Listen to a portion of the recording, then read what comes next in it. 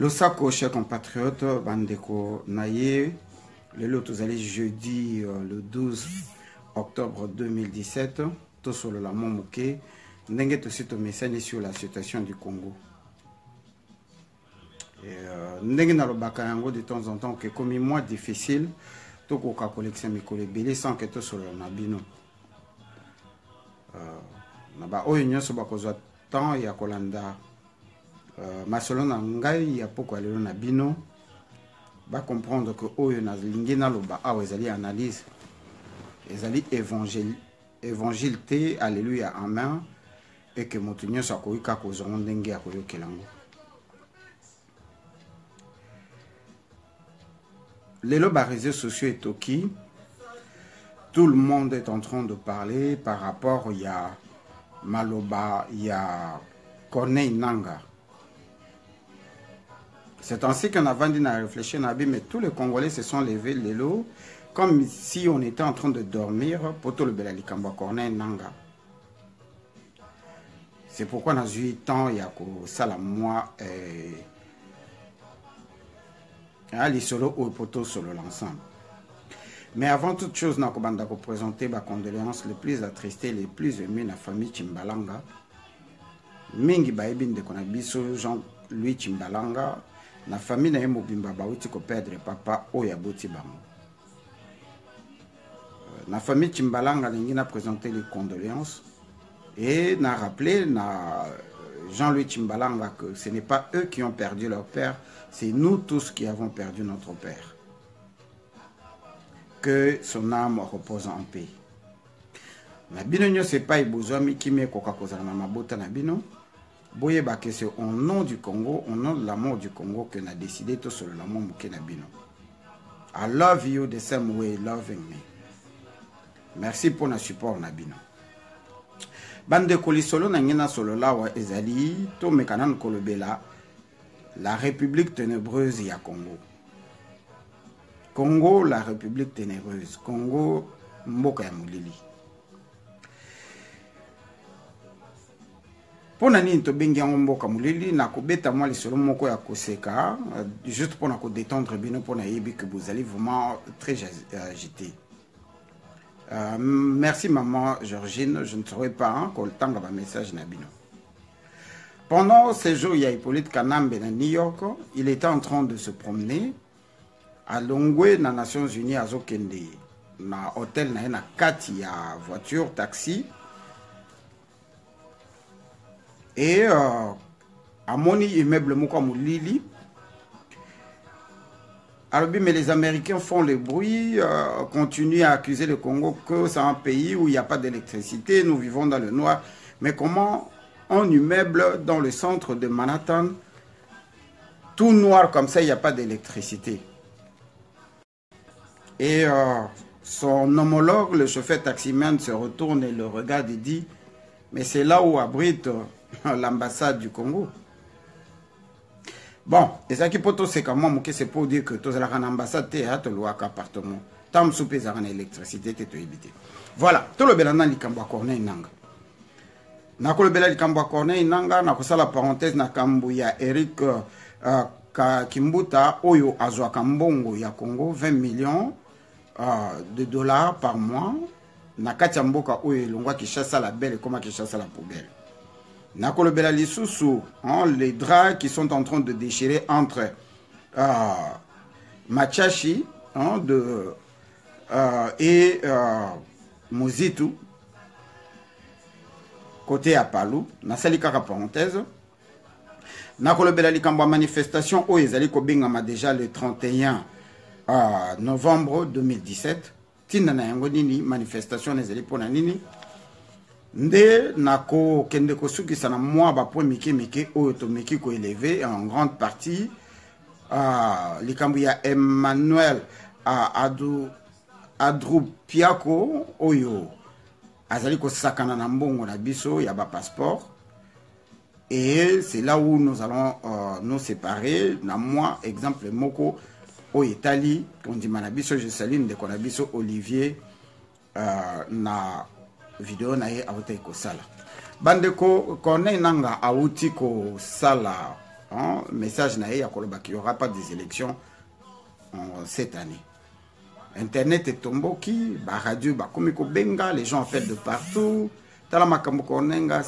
Finalement, il n'y aura pas des élections. Ça serait quand même très étonnant que Bissotoko mon niveau, en étant donné que depuis Likambo, il y a dialogue, il y a Katolbaka déjà que Bekio Bapesi politique Kanambe et que ça difficile pour Bobo Tolayango. Donc c'était déjà prévisible qu'il n'y aura pas des élections au Congo. Pourquoi il n'y aura pas des élections? Ok, na parenthèse rapidement. Merci Ndeko Panzu, merci Mama Koko Madera. Nangina loba que les élections au Congo sont déjà prévisibles que Kozalate. Pourquoi? Parce que tant que tension est comme mata, en Goma et côté na Katia diaspora, la classe politique s'est organisée na Katia Congo. En même temps, la majorité de l'occupation, et c'est là qui déjà projet Moko Yako envahir et l'Okotobengi l'opposition. Bolimbisi, c'est ainsi que Bakreila qui bango dynamique de l'opposition au Benfilta qui bango Kamer. Kamer devrait se démarquer na Katia opposition wana, abima na Katia na yango, akomisango opposition en majorité. Bakongolais batelemelier Kamer a Kouy. Monique Kamer monte comme la dynamique de l'opposition comme combattant, créer les bango mouvement citoyen. Oui, mais Maki Bango, na Sénégal, et Boti Bajenval, Ti, Nandenge, Toyebi Ndenge Bako Komalelo. Nyoso Ezalaki, Ndenge Nini Bakoki, ko étouffé ce qu'on appelait l'opposition.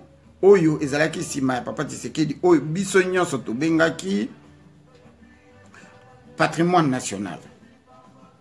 Donc, Ezalaki question ya ko étouffé yango, ko boma yango.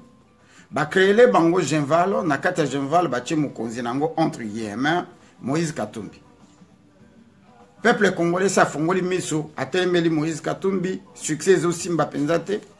Mindele o ba michaki sima Moïse Katumbi pour na fiafio, ba komi kolemba Moïse Katumbi pour discours ezate, il n'y a pas de support. Mbongo nyoso ke na ba lobbying, Moïse Katumbi abandi kokita. Bazongeli opposition. Là, je parle de soi-disant décideurs au Bango Babinga décideurs. Bazongeli opposition, comme une opposition, ils ont trouvé que il n'y avait plus personne au Yakoki qui représentait Bango, c'est-à-dire qu'une personne idéale qui va respecter contrat na Bango, mais qui fera partie de l'opposition. Ils n'ont pas trouvé. Obligé Papa Tshisekedi na groupe naïe, kende na dialogue. Donc dialogue, Oyo Banda, Ibiza, Venise, tout le consort. Ezalaki initiative, il y a UDPS, Penzati. C'était l'initiative de la majorité, mais Bango Bayeba qui était solo. En échange, il y a côté qu'à UDPS. Donc UDPS était en train de se vendre.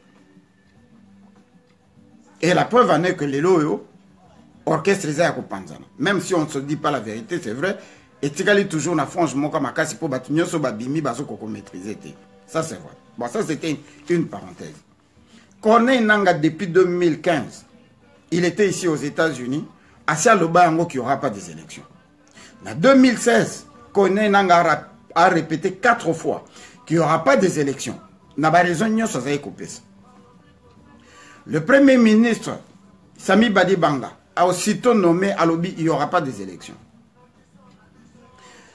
Sami Badibanga Salita Naya Longwe, le second Premier ministre, Tibela Bela, a aussitôt du pouvoir lobby à Koki ko s'opposer à la volonté à chef de l'État. Il est là pour obéir à chef de l'État, a annoncé qu'il n'y aura pas des élections. Corneille Nanga Zongi aux États-Unis, na Hopkins University, avec l'ambassadeur de l'occupation Balomouene, Balobi, il n'y aura pas des élections. 2016. Donc, comme en 2017, Corneille Nanga a répété plus de 4 fois, dans différentes occasion qu'il n'y aura pas des élections. Corneille Nanga, un pseudo-congolais d'origine ougandaise, président, membre président, il y a fondation, il y a PPRD, qui se met debout à Epsibino Alobi Azali, président organe Moko indépendant. Est-ce que CENI Zaka indépendant? La CENI fait partie de la mouvance présidentielle de l'occupation. oyo ezali blanchisserie oyo ekoki kosalaka soki élection esalami na mboka na bino moto oyo akoya kopesa pouvoir ya suka c'est Corneille Nangaa ndenge basalaki yango na malumalu ndenge basali yango na Ngoyi Mulunda oyo lelo bato nyonso babosanaki Ngoyi Mulunda hein, merci maman Sylvie Moukadi hein. Corneille Nangaa ne fait que la continuation parce qu'il était déjà secrétaire na niveau ya CENI quand il y avait Malumalu et quand il y avait Ngoyi Mulunda. Batouana nyo surtout babomisa ba Congolais, des milliers de Congolais. Et bazo continue comme ça le même travail. Ça c'est une parenthèse. Ndengeni lelo yo Corneille Nangaa à la fin ayeko yebisabino que l'élection vous en a 2019 tout le monde on est likambassika. Alors que depuis tout le temps ba radio ba émission nyoso tout ça là on savait qu'il y aura pas des élections. Merci mingi Serge. Et là, on a eu chers compatriotes, mesdames, messieurs, ce qui en 2016, il n'y a pas eu des élections pour la BQ, on va faire ce qui est politique Kanambe, et que c'est difficile, il y a sauf par la prise de conscience du peuple congolais. Et l'ingi koloba que même date où il y a 2019, il n'y aura pas des élections. Pourquoi il n'y aura pas des élections? Parce que l'occupant Hippolyte Kanambala Joseph Kabila na frange na union so bazana posé à Kolongwate. Comme bazana posé à Kolongwate, les élections ne peuvent pas s'organiser parce que les élections où la conduit na charte et occupation autobengi constitution na bango et koko isa bango moko. Alors pour les Kananzela, il y a charte et occupation au bengi constitution te, ils vont pas organiser les élections. Seul moyen oyo Hippolyte Kanambe à Kolongwa et aller s'occuper ce peuple congolais tolongolier, je parle bien à modèle nous sotokoy kolongolaye ou soki batu oyo bacheki na pouvoir oyo bango mongo benga kale décideur ba décider kolongolaye. Ils ont tenté de le faire partir avec moto oyo azalaki ato benga ki Obama. Mais la corruption a parlé. 875 000 $ par mois na BGR. Bah mais qui les sous qu'on fait partir hier, lobbying mususu, oyo ba witi ko sala lobby avec l'Israélien qui est l'ami de Bob, qui est l'ami de du président américain. 5,6 millions witi ko kweya. Si koyo ba witi ko signer les sous contrat mususu. Donc ba oyo tozo benga ba décideur, bazana intention ya kolongola Hippolyte Kanambe parce que musala Hippolyte Kanambe ayaki ko sala ezali ko kende en bande et difforme par rapport à l'aspiration à Bango, c'est-à-dire qu'au bon peuple congolais et qu'au faciliter division to ko kata Congo to o babengi autonomie à Congo et qu'au profiter na banane. Le concept comment diriger le Congo les 100 prochaines années et que Congo na position mon kondenge ba français ba benga ki yango scandale géologique ba américain ba benga yango terre stratégique. La technologie de l'an 3020 se repose au Congo avec tous les minéraux comme par exemple quand tu mélanges le malachite et le castérix, c'est le métal le plus léger, le plus durable. Au baza ko sel nanango ba navette spatiaux. Bandeko projet ya anglo-saxon ezali ya ko éliminer ba congolais ko boma ba congolais pour na ko diminuer ba noir sur la terre. Ndenge bauta kosala kotoba batonga na Kenya, il y a près de 2 millions de jeunes femmes au tubi batonga comme Mangwele au baeko découvrir que ezalaki pour na stériliser bango. Et maintenant ils voulaient le faire aussi en Afrique du Sud. Ça c'est une parenthèse. Donc lisasi moko oto tikale na yango poto bimanakata situation ezali kaka peuple. Et le peuple a coquille qu'on utilisait kaka article 64 où est bloqué bango na kata charte et occupation. Mais malheureusement ce peuple là azali ko se fier na ba homme politique. Les hommes politiques oyo bazalaka ba étiquette. Ba homme politique oyo ba kimelaka toujours et pas ya mutu oyo asala conception na réalisation en situation à Congo oyo to bengi les occidentaux. Bango kaka et pas un décideur. On a été voir les décideurs ont dit, les décideurs ont parlé. Ce que bomoni bango bazali nenge ba ki ananira kokota kota babiro bazali ko kende ko luka musala oyo peuple akoka ko pesa bango bango bazali ko kende ko luka ngo et pas ya ba occupant. Mais Hippolyte Kanambe ce n'est pas lui alors qui est à la hauteur il y a occupation à Congo, c'est pas pourquoi bakanga ka été. C'est la soi-disant communauté, soi-disant internationale. Oh, Ezali Simakagame et Sima Museveni. Le peuple, aussi longtemps qu'il y a un politicien, donc il y a une position. Les politiciens ont dit que Balingi violence t'est. Martin Fayulu vient de le répéter que Tolinga qui Tobo Yaba mort, Bandeko. Depuis Sami Badi Bangati, il y a eu combien de morts au Congo? On peut facilement dénombrer 2 millions de morts depuis le 19 décembre 2016. Il y a eu combien de morts? Comment Moutakoro Bake Tozaï ko éviter la guerre, Tozaï ko éviter les morts alors que Tilelo Batoazo continue Kokufa, Namboka Oezalaka jamais déclaré en guerre. Les politiciens. Botika Komituna, Ezali Tango Totelem avec une prise de conscience. Tomitien un soulèvement populaire. Parce que cette occupation n'est pas une occupation, il y a Hippolyte Kanambe. Ezali occupation, il y a Banglo-Saxo, Autobengi, la communauté internationale. La MONUSCO, Ezali organe lié aux Nations Unies. Nations Unies, Bango Bazali ba auteur de la situation à Congo. Babanga kaka peuple. Ceux qui peuplent la télé, nous pouvons changer les choses. Moi, il y a André Kimbuta na Kombo, c'est dire que je crois, Eric Kimbuta, Azako percevoir et pas à papa naye 20 millions de dollars par mois. S'il vous plaît, 20 millions de dollars par mois pour na Kolongola ba inondis na kati ya Kinshasa ou ezali Kinshasa la poubelle. Mutako inquiété azati. Apasaka ba week-end nyonso na kati ya poto na Bruxelles, atambola kana balabala alia kana boulevard Kimbuta na 20 millions ya ba citoyens congolais ou bazali impayés. Papa na yaza ko bimisa 2 millions de dollars na kati ya Congo na Kinshasa pour acheter une maison. Pendant que ba fonctionnaires baza non payés.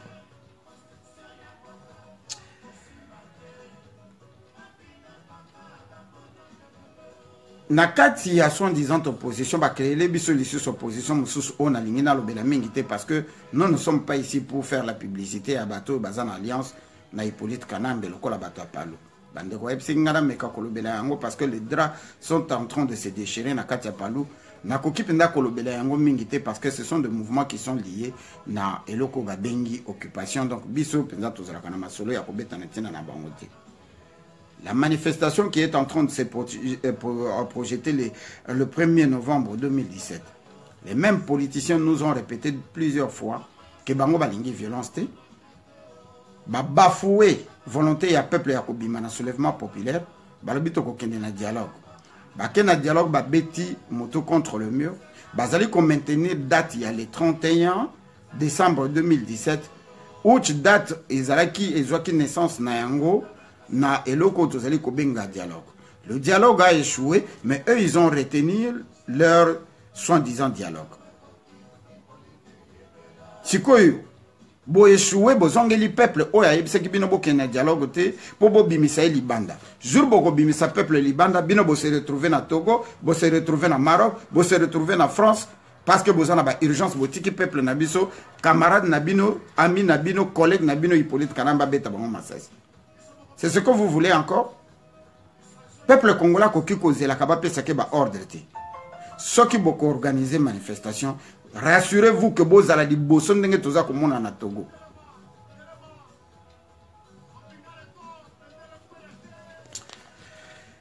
Bande comme mingi akolo bezali vraiment ezali ko chauffer.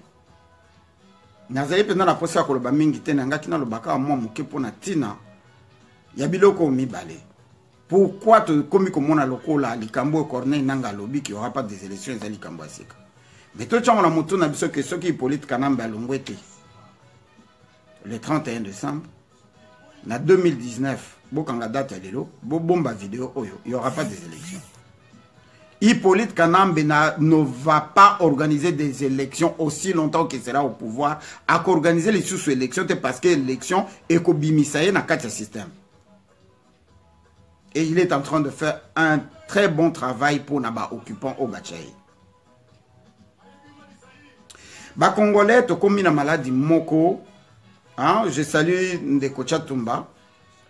mingi bakomona ngo mabe ke na kumisa chatumba alobi vérité moko oyo tokoka ko comprendre te tozo ba problème ebele na ba famille na mabala na société likola binzambi nzambi même ceux qui baza ko buba biso même ceux qui baza ko kosa biso to comprenaka yango te to supportaka yango toujours basekele komi ko bima pona tina mama olangi mais ti lelo yo bato bazo se rendre compte que de familles ont été décimées.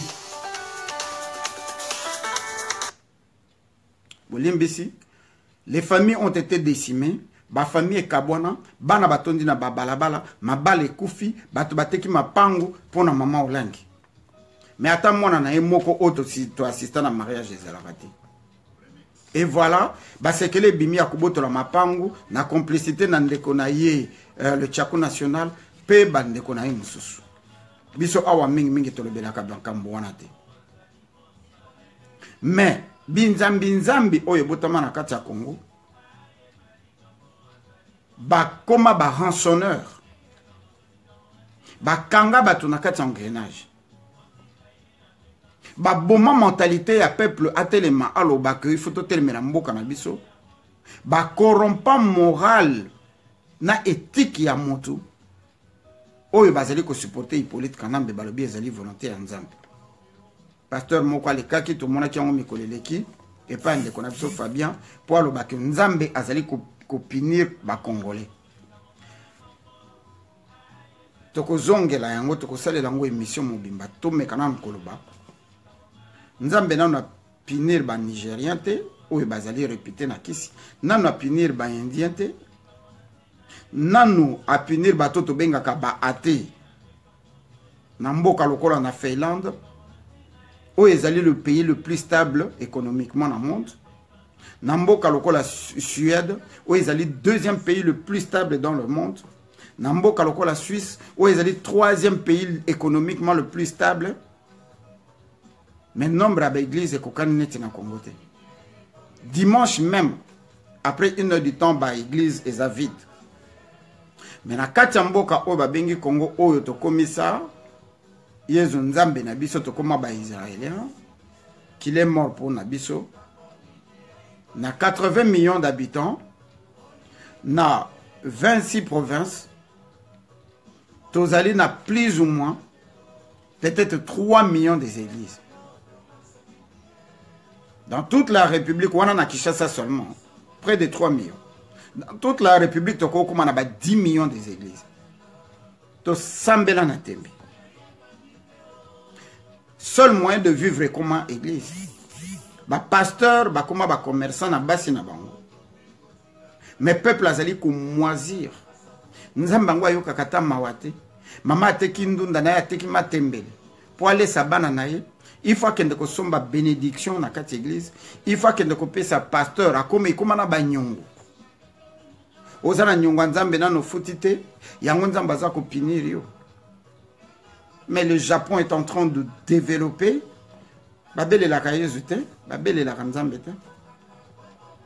La Chine qui est en train d'envoyer le monde. Va développer. Bino nyonso bozaka ba vieux bozako kima mbangu na Arabie Saoudite. Bino nyonso na Dubaï, un pays développé. Bota la Qatar n'engeza ko développer. Babele la kayezu. Mais biso to sambela na mutema moko. Mais kota na kati ba famille. Au monde, rancœur aux anakmitema ya bato, corruption aux anakmitema ya bato, haineux mutema mabe aux na peuple congolais ndenge tolobake comme richesse mususu. Na kati ya Congo, eloko eleki mingi koleka ba pasteur, lokola koleka ba docteur, ce sont les pasteurs. Ba prophète na archibishop ba tonda na kati ya mboka. Mais misère les alliés s'accroître. Les gens dorment même le sol. Bato bazo kota mabonde li pour bana bazo un examen. Ole ke bana ba kende kotanga. Bato bazo kota mabonde li pour ba sambe la mai ya robinet comme propre. Ah mon Dieu. Alors que na Chine baza ko boaka bana bato ba kota mabonde li pour azwa bana. Bato baza ko kota mabonde li pour bazo mabala. Mais tango akozwa mobali, tango akozwa mwasi, apasaka tanyo son église, nzamba lobi. Soki nan tozu conscience na biloko ya mike kete pa na biso bapende balobaka, si vous n'êtes pas sensible dans les petites choses, vous ne pouvez pas l'être dans les grandes. Nous sortirons dans la situation du Congo par une prise de conscience. Na kati église te, na mabondeli te, na kolala nzala te, na ko gêné te, par une prise de conscience oyo kotel misa yo na ye na ngai to koma ilongo to yeba ke nzambe na kati ya Bible il a passé le temps à se battre pour le soi-disant peuple na ye. Il a même sacrifié soi-disant mwana oyo ya bota po nzambe ya selon la Bible ya botaka. Mwana oyo ye abota sacrifié ye pona ko somba bato. Les enfants d'Israël, n'est-ce pas que Moïse avait commis un meurtre? N'est-ce pas que Samson a bombé les Philistins? N'est-ce pas que David a bombé Goliath pour nous libérer avec la force de Dieu? Soda na katia Congo azana front azako sambela. Asimbi Bible azako sambela nemi azali boso na lobi tika ye akofute pa na nzambe.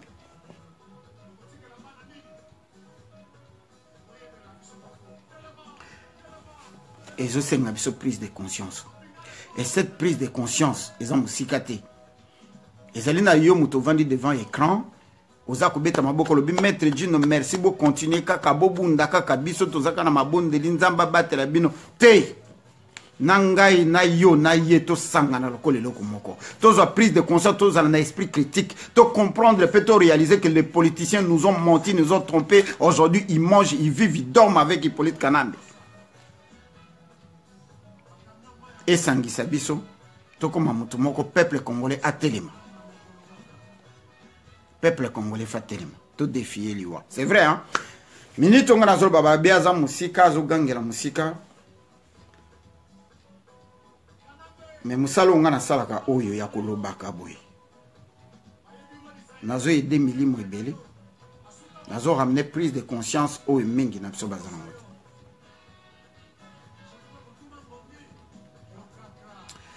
Et pas une subino besoin qui met na mabota na bino. Je pense que nazaleka na moke ya kokabola. Peut-être na lobi yango vraiment mbango. Mais ceci nange zalaki ya ko ramener prise de conscience. Ceux qui te disent prise de conscience to cause là-bas politicien te. Ceux qui te disent prise de conscience to cause là-bas pesa biso ordre te. Ceux qui te disent prise de conscience to cause la monde ordre te. Ceux qui te disent prise de conscience ba ko bimisa biso li banda te pango bango bazo ya ko passer ba week-end na poto. Qui m'aide dans ma botte na bino, bolanda biso na éveil patriotique, et pas wapi lobi toko yamba, général Kassongo, et puis toko yamba lisusu, colonel Van, Oyazali, représentant, il y a général Monene, à Wanakat États-Unis, toko tuna bango mituna, o Italie, rébellion, Oyazali koleka, na katia Congo. Biso tozali ko bengango rébellion te, tozali ko bengango une insurrection armée.